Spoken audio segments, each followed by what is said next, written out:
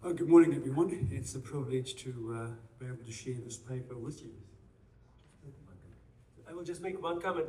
You can access his paper if you go to our website and choose academic papers 2025. His paper. Okay. Thank you, Oleg. Mimesis, or imitation, was a deeply held concept in the ancient world. The New Testament writings refer to the concept several times and also use different terminology to demonstrate its currency in the first century world. While John does not explicitly use the term in the book of Revelation, the aura of mimesis can be detected in many of his visions. This paper combines a trauma-informed lens with mimesis, as both of these concepts are still in embryonic use in New Testament in apocalyptic studies. We propose that the fall of Babylon in Revelation 14:8 is a trauma trigger that elicits memory-related and communally-oriented trauma through the inversion of mimicry that focuses on both the fall of Jerusalem in 70 and in 587. Methodological insights. John uses symbols drawn from his cultural context and social environment to communicate not just his visions, but his theological agenda and ideological stance to demonstrate the cosmic conflict between God and Satan, and to challenge, inspire, and motivate his hearers toward faithfulness to Jesus Christ. Revelation was initially read to hearing communities of faith in Western Asia Minor and presents communal resistance to the traditions of the empire that use icons and images to communicate and impose Roman hegemony. John's symbols have a mimetic quality that allows contrast, comparison, juxtaposition, and nuance that deepens their polyvalent nature and trans-historical applicability. Mimesis describes the ambivalent relationship between the empire and the Christians. On the one hand, it demonstrates the enticement to accommodate to the allurements of empire and replicate its values. On the other hand, it seeks to manipulate the narrative of the empire's dominance of the world so that Christians can reconsider and renegotiate their position in new ways brought about by the death, resurrection, and exaltation of Jesus Christ. Mimesis, therefore, has social, cultural, ideological, and theological aspects to it, since it is an interpreted representation of reality. We turn now to provide some trauma-informed reflections. The American Psychological Association defines trauma as an emotional response to a terrible event.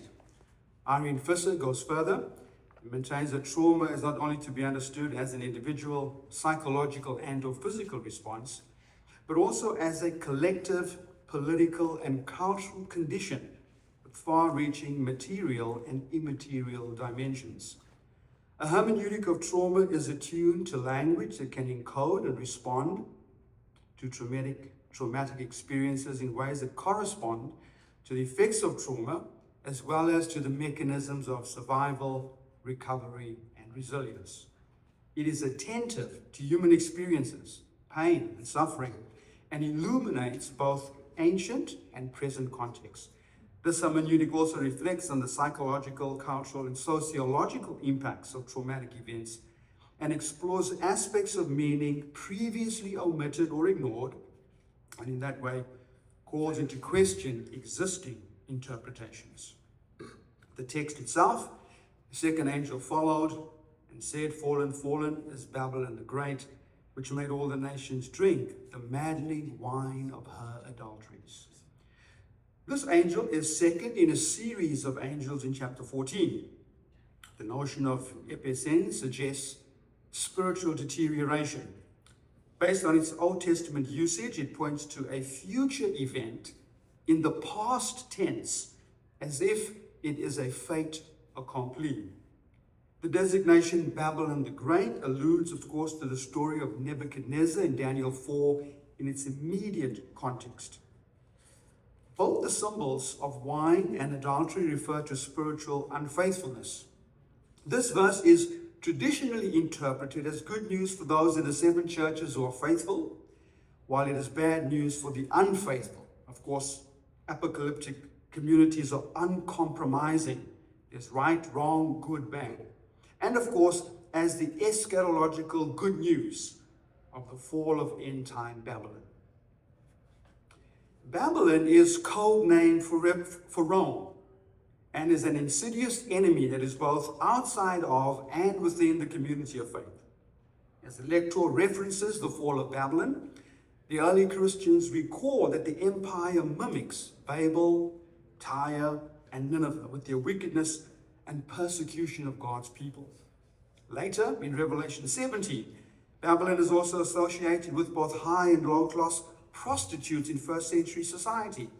The image of prostitute frequently occurs in the Old Testament as a metaphor denoting Israel's apostasy to idolatry, and in particular refers to Jerusalem. John therefore conflates the qualities of ancient Israel and Babylon, and in so doing reveals the inadequacy of assuming that Rome is Babylon. Read Reedificus. Babylon is far more. The fall of Jerusalem in 70, in the recent social memory of the early Christians, revisits the wounding of the social body, which affects the community's self-understanding and disrupts its values and identity, and causes them to experience communal trauma. Kai Erikson describes communal trauma as a blow to the basic issues of social life that damages the bonds attaching people together and impairs the prevailing sense of communality. Trauma is socially mediated attribution, and thus imagined in the sense that imagination is intrinsic to the very process of representation. And I believe it's at this idea of representation that we are able to connect both trauma and mimesis, or imitation. The followers of Jezebel, the Nicolaitans, who accommodate to the dictates and values of empire, experience this trauma. In John's view, the actions of Roman sympathizers like Jezebel as compounding the social body's trauma by leading people further away from gospel identity. Mimetically appropriating the first fall leads to perceive the fall of Jerusalem that took place in 587 as the next event of consequence as memory-related trauma. Ancient audiences had deep reservoirs of recall. An ad hoc comment, I remember attending a pastor's training session in the South Pacific where I've worked for many years, particularly the Solomon Islands. Fascinatingly talking to pastors in the Solomon Islands who could recount their family history going back 12, 13 generations. So ancient audiences have deep reservoirs of recall. Theorists and clinicians maintain that memory plays a crucial role in trauma, influencing how traumatic experiences are perceived and recalled. The devastation and death of that fall remind the early Christians of the brutality of empire. The life of Israel, of course, was dominated by Babylonian policy and power prior to and during this time. Babylon had become an oppressor of Israel, and God desired to demonstrate his power to defend and deliver his people. Prior to 587, God's sovereignty was demonstrated through Babylon.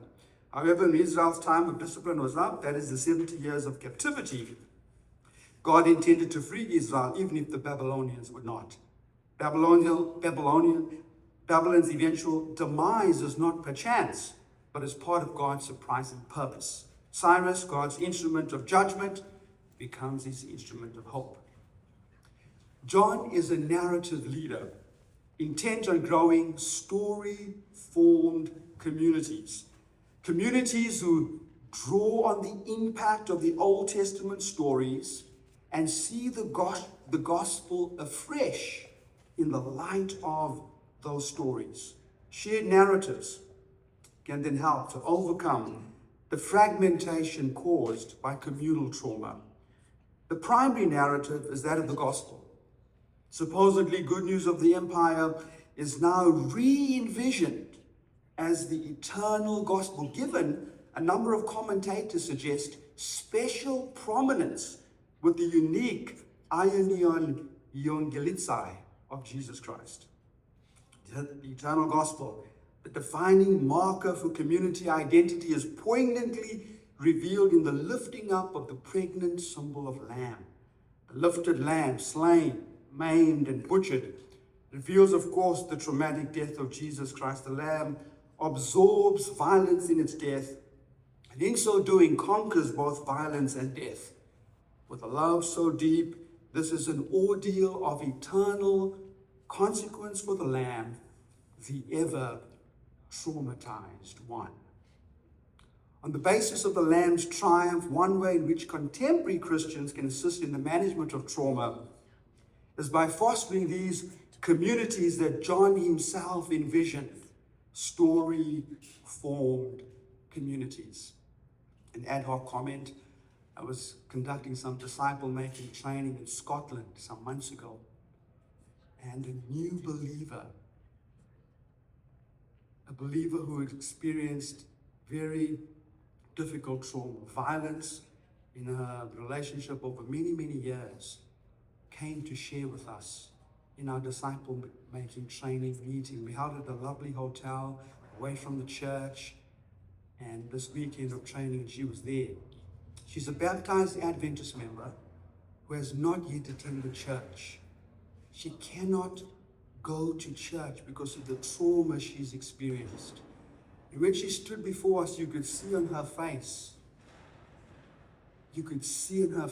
on her body, she was trembling as she shared her story with us.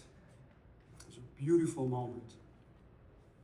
And so this means we need to follow the counsel of John, who envisages a new symbolic community that listens, a new symbolic universe where hearing triumphs over seeing, where hearing reveals the inner beauty, the transcendent meaning, hearing, which of course is far more important in a Christian community, vis-a-vis seeing championed in the Hellenistic-oriented Roman society.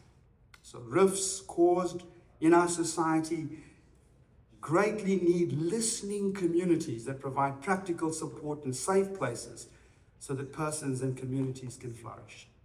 Since trauma is not just something that happens to us, but also in us, sharing the gospel anew with Jesus at the heart of the symbolic universe, the gospel encoded in the symbol of lamb, reconsidered in the Old Testament stories, cannot remove, of course, the impact or the effects of trauma, but it can bring restoration and healing as it is re-experienced and reimagined as Christians follow the Lamb in the midst of Babylon. Thank you.